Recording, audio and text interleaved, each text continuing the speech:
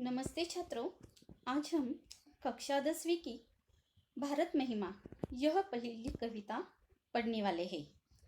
पहली इकाई की पहली कविता भारत महिमा। इसके कवि हैं जयशंकर प्रसाद। प्रस्तुत कविता में कवि ने अपने देश के गौरवशाली अतीत का सजीव वर्णन किया है। कवि का कहना है कि हमें अपने देश पर गर्व करते हुए उसके प्रति अपना सर्वस्व निछावर करने के लिए हमेशा तत्पर रहना चाहिए।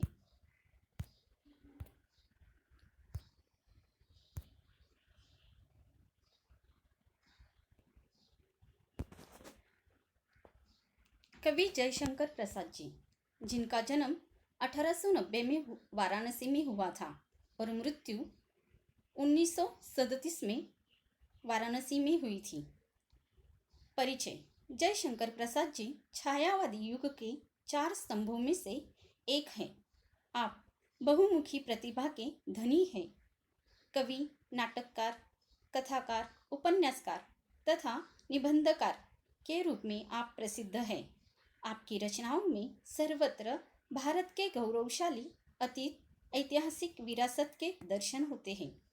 प्रमुख कृतियाँ झरना, आंसू, लहर, कामायनी, स्कंदगुप्त, चंद्रगुप्त, ध्रुव स्वामिनी, प्रतिध्वनि, आकाशदीप, इंद्रजाल, कंकाल, तितली, इरावती आदि। कविता की पहली 4 पंक्तियां हम देखेंगे।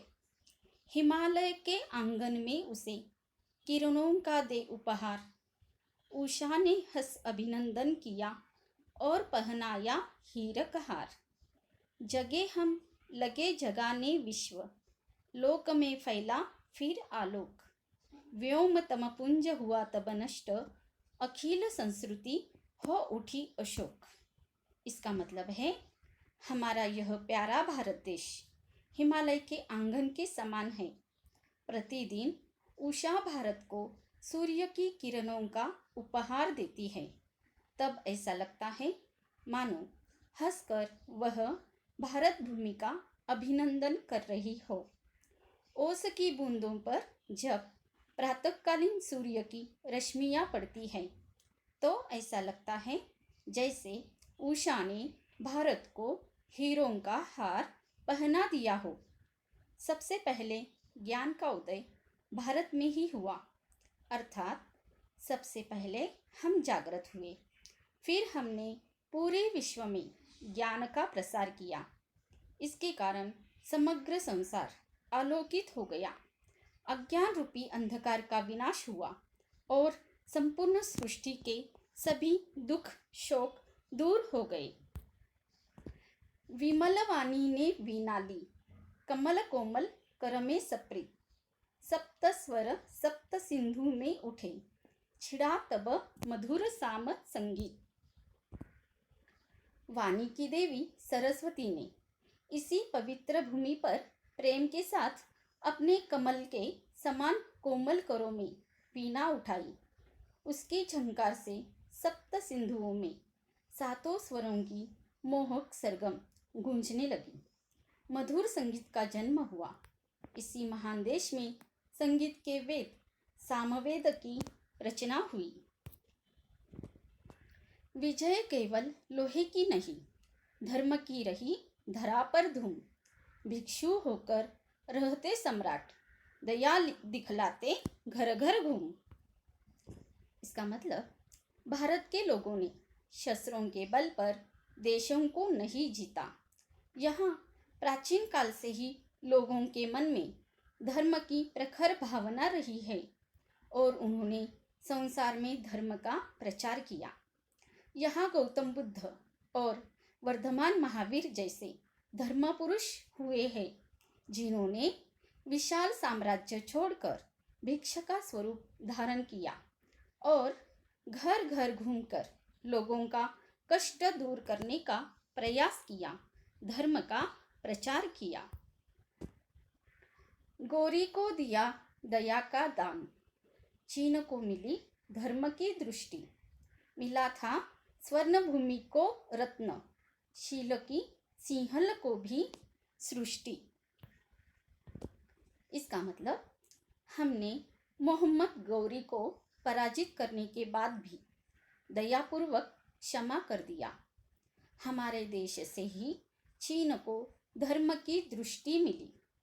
भारत के महान सम्राट अशोक ने अपने पुत्र महेंद्र और पुत्री संघमित्रा को बौद्ध धर्म के प्रचार के लिए चीन स्वर्ण भूमि अर्थात जावा और श्रीलंका भेजा।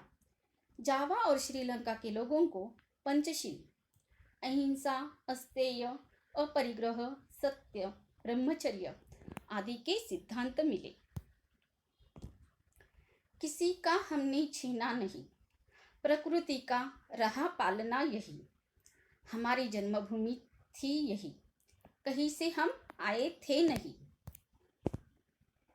इसका मतलब भारतवासियों ने कभी किसी की संपत्ति या किसी का राज्य छीनने का प्रयास नहीं किया। हमें प्रकृति ने प्रत्येक वस्तु मुक्त हस्त से प्रदान की। प्रकृति की हमारे देश पर महान कृपा रही है।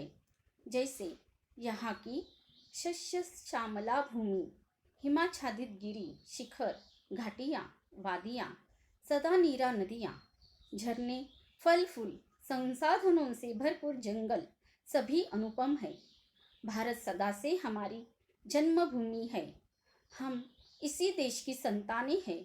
हम भारत के किसी स्थान से आकर यहाँ नहीं बसे हैं। चरित थे पूत, भुजा में शक्ति, नम्रता रही सदा संपन्न।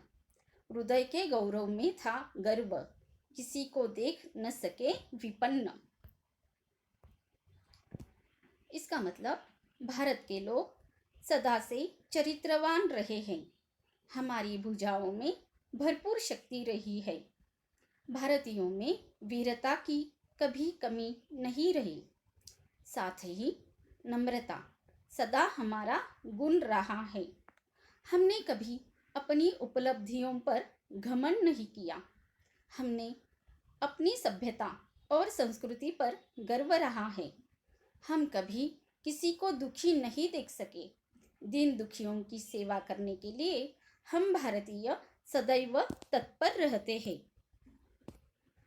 हमारे संचय में था दान, अतिथि थे सदा हमारे देव। वचन में सत्य, हृदय में तेज, प्रतिज्ञा में रहती थी टेव।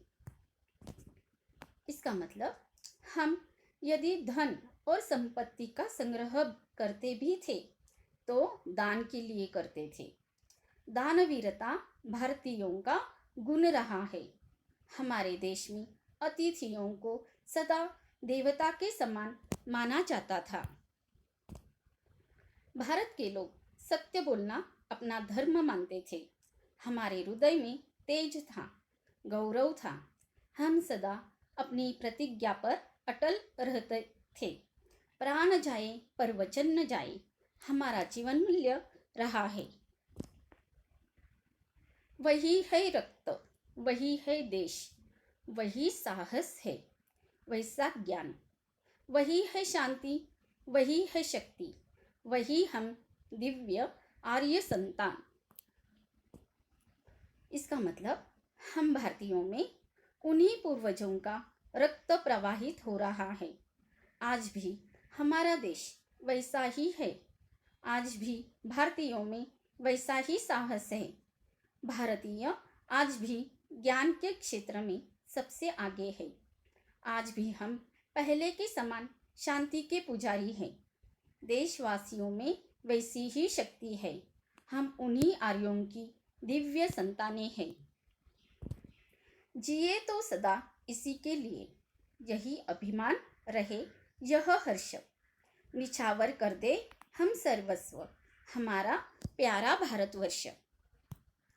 इसका मतलब है हम जब तक जिए इसी देश के लिए जिए।